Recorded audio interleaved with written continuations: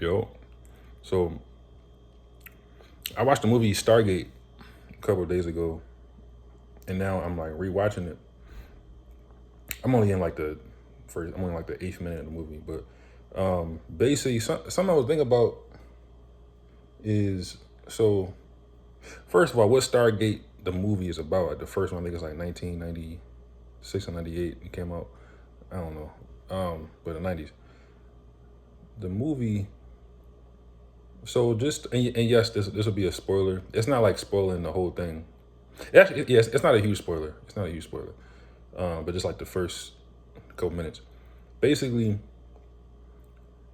it's basically starts out. The whole story is about they find this ancient relic, this ancient like Stargate. It's like in like Egypt, and the movie starts off where they find it in like Egypt, but it's in like the 1940s or something, and it's like this archaeologist or like paleontologist, and he with his little daughter, and they find like little artifacts and all type of stuff, and these big blocks, and they create the Stargate, which is like a portal to another dimension or whatever maybe.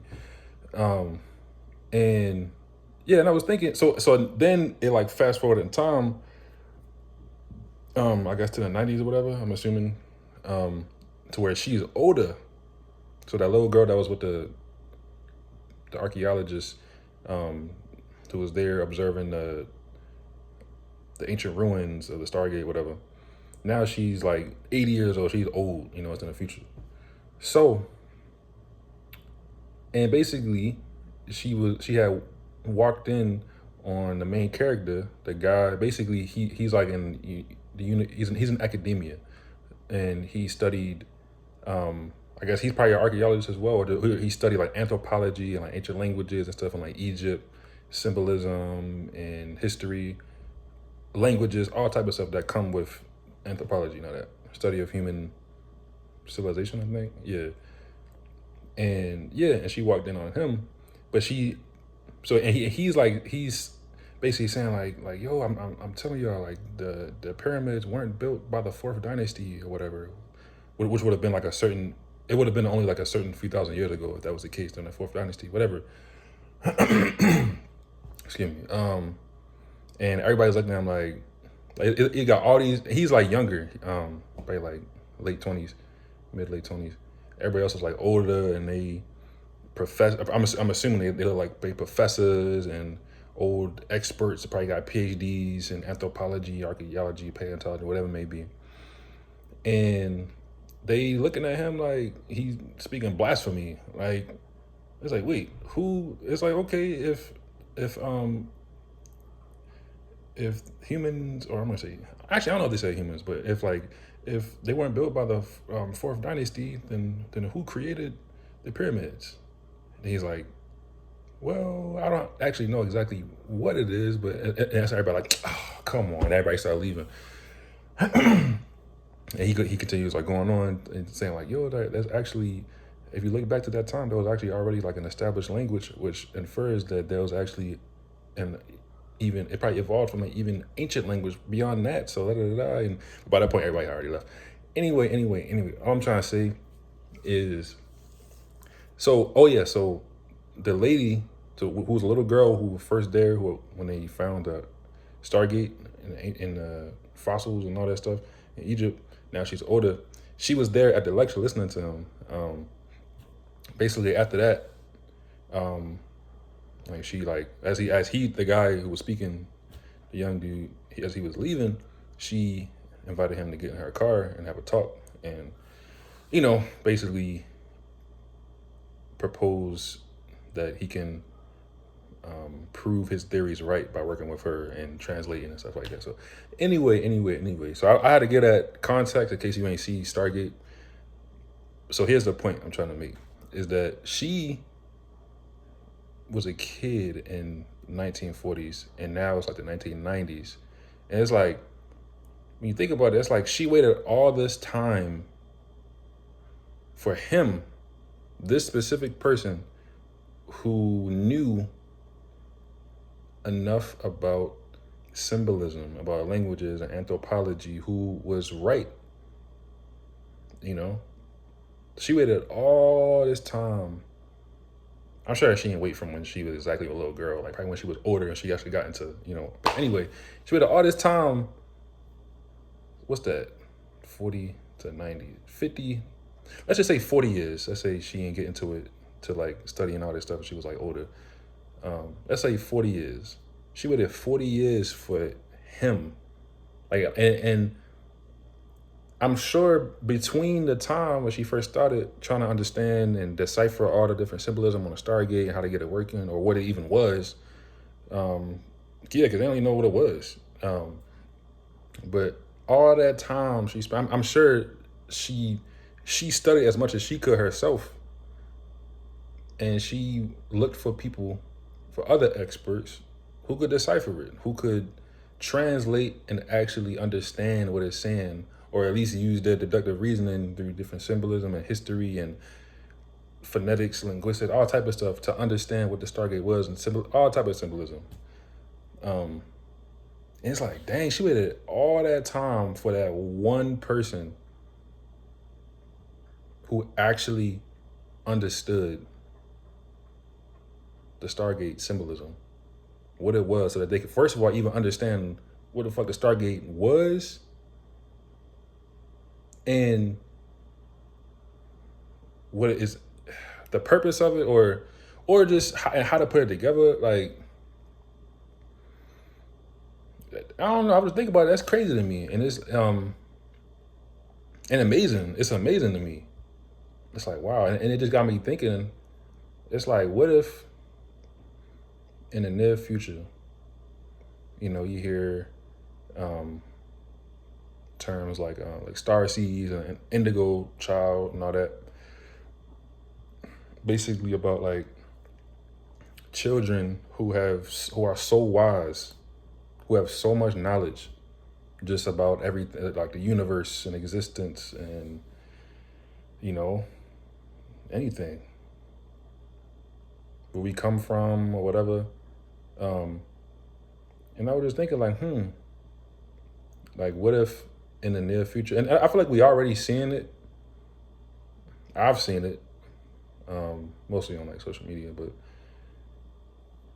what if in the near future we really, really start seeing like children really just knowing out the womb type shit. Like they come out knowing mathematics and physics and formulas, and or they look up at the sky like, oh, that's grandpa, that's our ancestors. Like,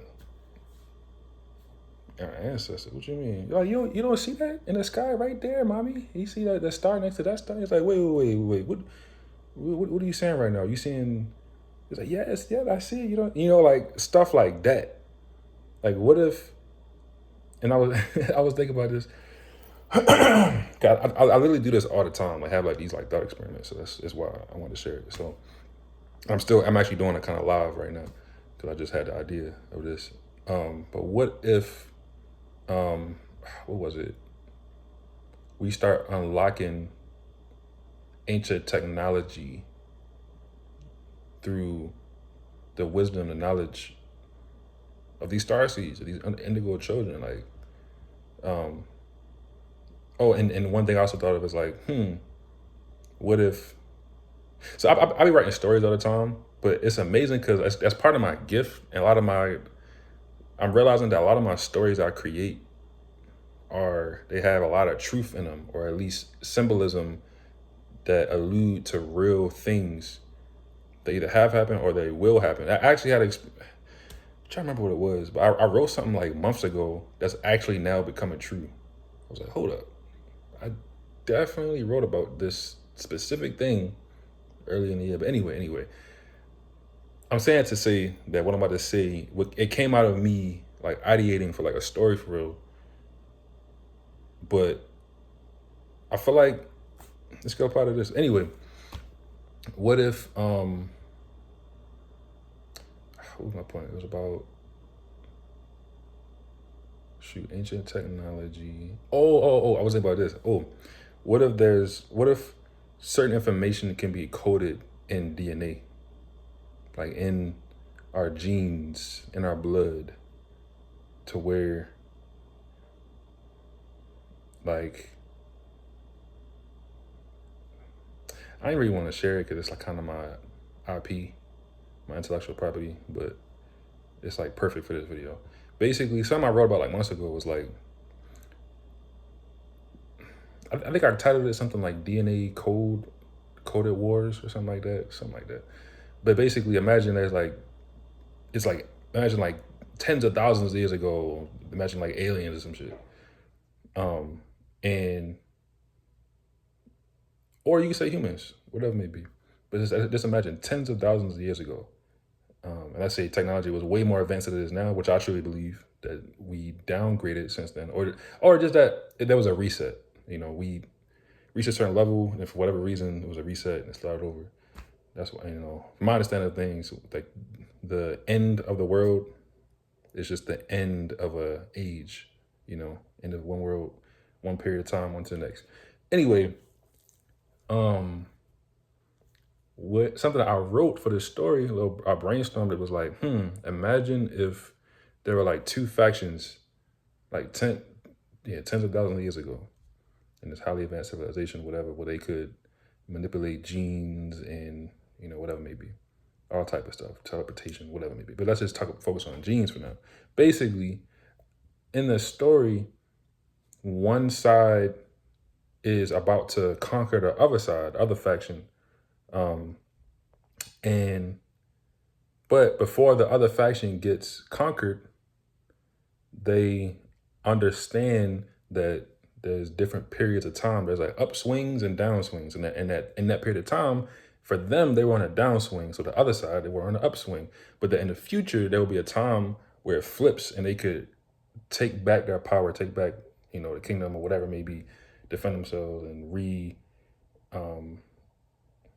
rethrone themselves or reinstitute power. I'm trying to think of the term, I forget. But yeah, but let's say they make sure that they code DNA into their DNA. They encode wisdom, literally wisdom and instructions somehow into their own DNA, so that when they have children, it just passes on and passes on and passes on. And let's say the other side, they try to kill everybody, whatever, but they didn't kill.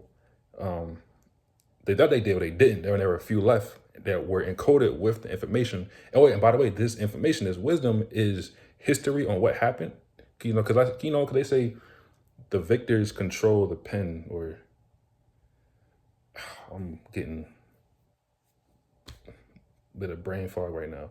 The victors, it's like whatever. It's like whoever writes history.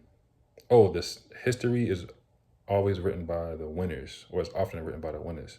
So by the time, you're not gonna hit the other side, you know, because let's say the one faction conquered the other faction, and then for 1,000 years they controlled everything and they took over, and they changed the history books to say, oh yeah, our people were always strong and we never fell to anybody and we are superior, or whatever it may be. You know, they're going to change history. And so the other faction was conquered. Say they have future generations that survive, and you know, they probably brainwashed by the other side by telling them, you know, y'all people were always slaves or whatever.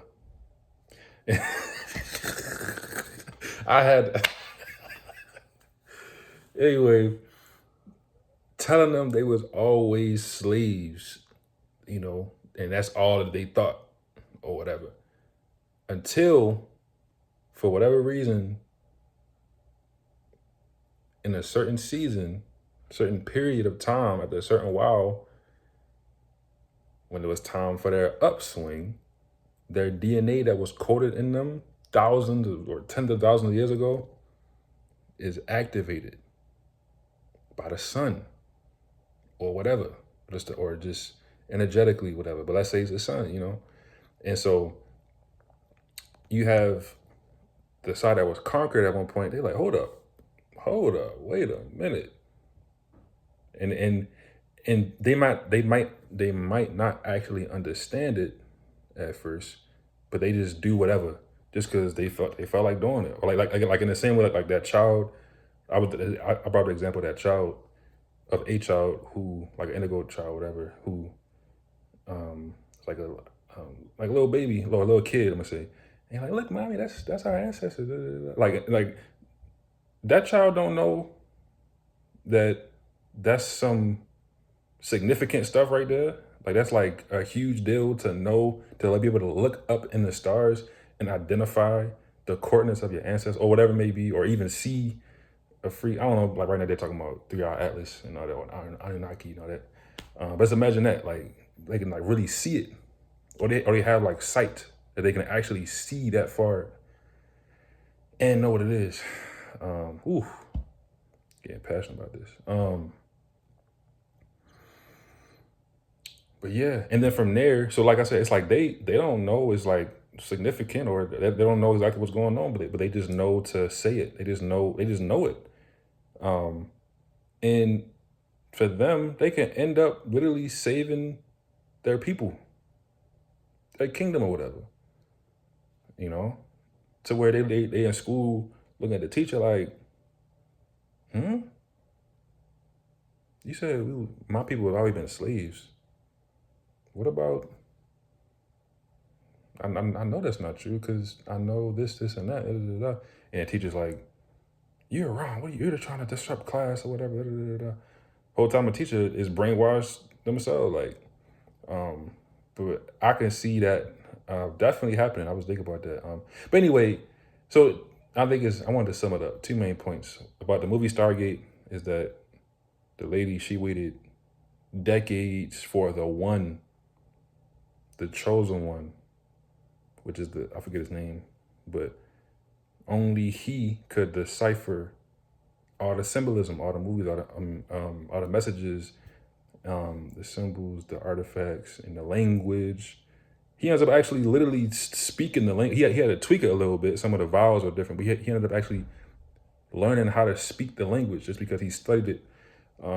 And, you know, he was able to put two and two together and like, this is what this means. And I remember it was somebody, like when he first came in, I didn't get to the part yet, the second time, but when I first watched it, I remember a little bit after he was working, he was looking at the symbolism.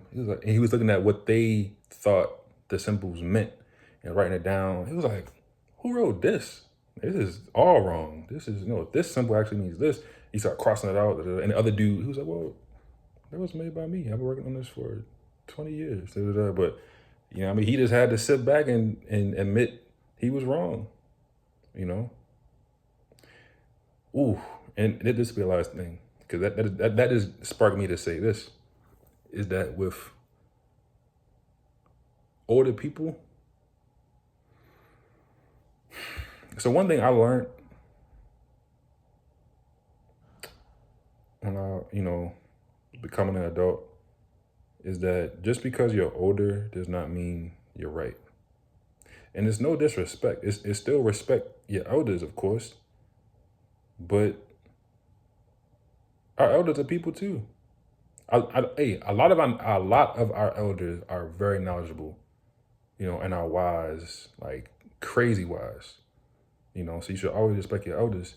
But there's also some elders, or just not even elders, just older people who just like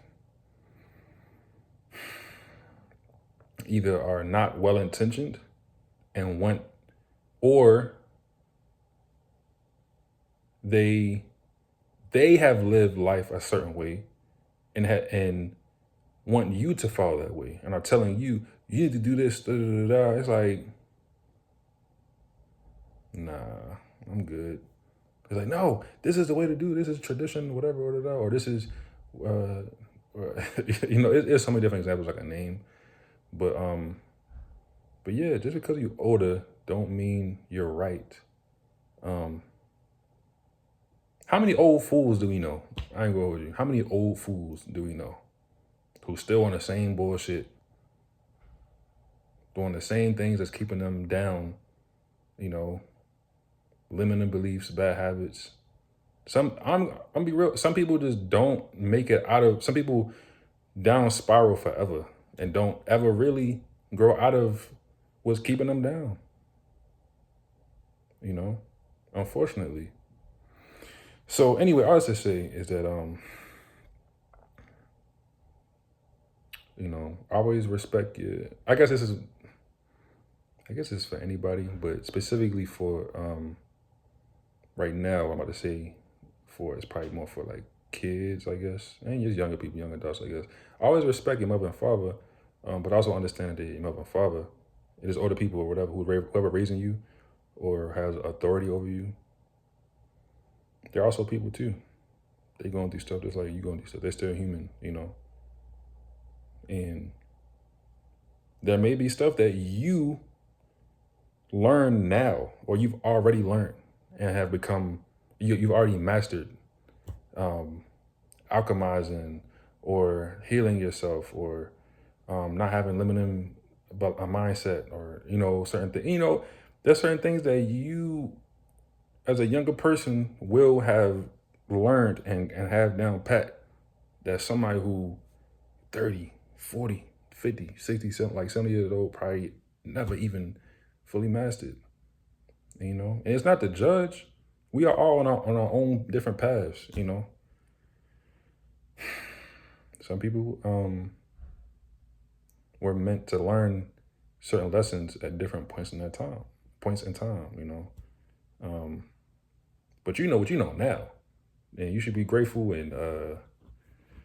and really use that wisdom to your advantage. You know what you know now, like really. Anyway, I'm starting to get delirious. I'm just tired, but yeah, and chances are we're going to see a lot more chosen ones, a lot more awakened youth, to where it's like undeniable, you know. Um, actually haven't read this book yet, but I know it's a book called Ancient Future. I've always been wanting to read, but Ancient Future, like basically just the concept of like, all right, my fault. I'm sitting here watching this Roku TV thing. Get me on track. But young does not necessarily mean unknowledgeable, and old doesn't necessarily mean wise. We about to have some wise young people out here, wise beyond their millennia, beyond their galaxies type shit. Like literally, that's what I foresee. I wouldn't be surprised, So, but yeah, that's all for now. Peace.